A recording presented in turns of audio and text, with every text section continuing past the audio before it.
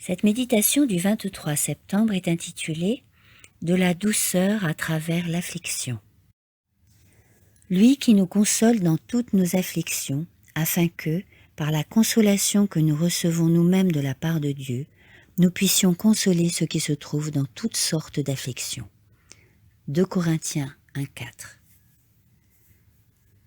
Ceux qui sont passés par les plus grandes afflictions sont souvent les mieux doués pour apporter la plus grande consolation à autrui dans leur souffrance, dispensant comme un rayon de soleil partout où ils vont. Ils ont été comme assagis et adoucis par leurs afflictions.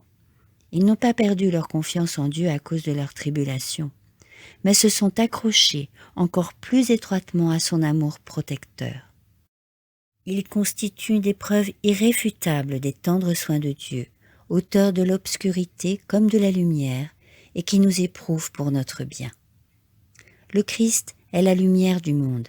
En lui il n'y a point de ténèbres, rien qu'une précieuse lumière.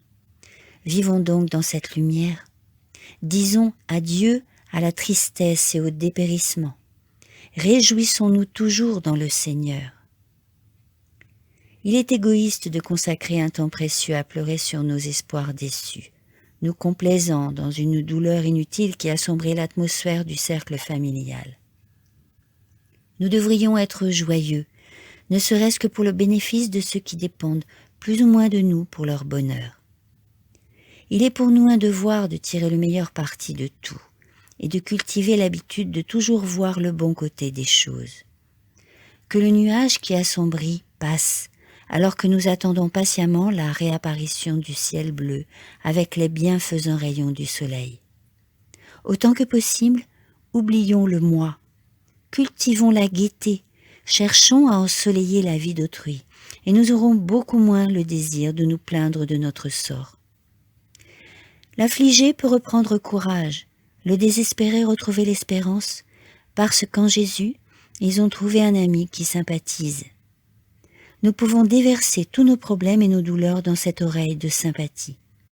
Quand nous sommes ensemble, ne parlons pas de choses sombres et d'incrédulité pour ressasser les sombres chapitres connus dans notre vie.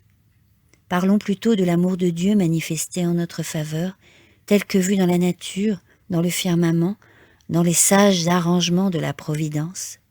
Recherchons les rayons du soleil qui ont éclairé notre sentier, et attardons-nous sur ces souvenirs avec un cœur reconnaissant. Parlons sans cesse de l'amour incomparable du Christ, car en lui, nous avons un sujet inépuisable de joie. En lui, il n'y a pas de ténèbres. Il est la lumière de la vie, la principale entre 10 000, et le seul complètement adorable. Amen.